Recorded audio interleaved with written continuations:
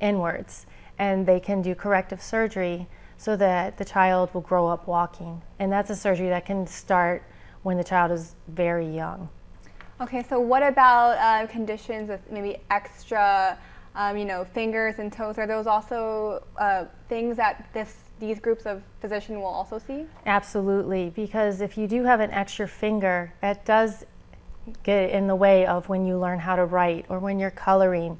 And so that is something that will help you, especially extra toes. You can't fit into a shoe when there's that extra toe in there. So that is something that they can take care of. What are some other conditions that these physicians might be looking out for? Definitely scoliosis. That's a big one to catch before a child goes into puberty. There's also children that have very tight muscles, and it's very hard to walk or use your arm if your muscles are very tight. So there is a surgery that will help release those muscles, and then you'll be able to use your arm or your leg much better. I know you also mentioned that even if children may have one leg that's longer than the other, there are also treatments available for that. But yes. Can these be done here in Guam? If your child needs surgery, then they definitely need to go over to Honolulu. And that's when the Shriners organization is amazing, because they will help you with travel planning.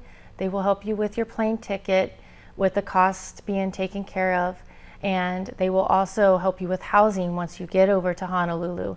There's the family quarters where, if there's room, you can stay there with your child, and there's a brand new kitchen and a brand new laundry facility for you to use while you're there. Then there's also the Pagoda Hotel, which is also an overfill area if you can't stay into the family quarters, but they do provide transportation so you can make it to the hospital. There are surgeries like your scoliosis and your leg lengthening that tend to be longer surgeries where you are going to be there for a month, or even longer. You could be there for 3 months. So that helps to not have that financial burden of having to pay for your lodging. Okay, but some of these treatments can actually be done here in Guam. Yes, we have a wonderful program with our orthotist, Ken. He comes to the island several times, and if all your child needs is bracing, they will readjust the bracing as your child grows, or, in some cases, break. Children are pretty rough on their braces, so if they break, Ken will come and he will fix it the best he can. If not, you have to wait for him to fix it in Hawaii, and then he brings it back with him. Okay, so for maybe our viewers who might be listening and they think maybe their child or someone they know could benefit from this visiting group of physicians, what are some of the requirements? I know this caters specifically to children. Yes, so we take birth to the day before you turn 18.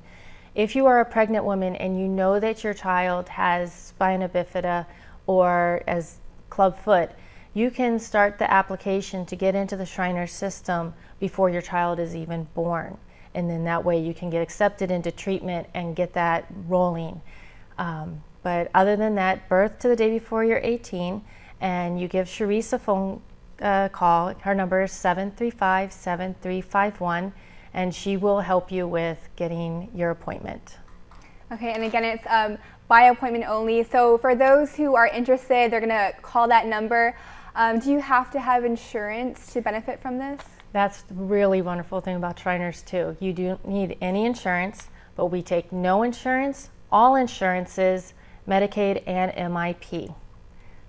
So of course, call that number, and this clinic will be happening beginning on the 20th and over roughly the next week. Thanks so much. Is there anything else that our viewers should know about this upcoming visit?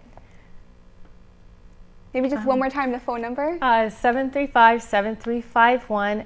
Don't be shy, give us a call, and we will help you out as much as we can. All right, thanks so much, Janessa. All right, thank you. Well, up next we have more information about a cancer policy forum that happened today that aims to reduce death rates stemming from cancer. We'll have more on that after the break.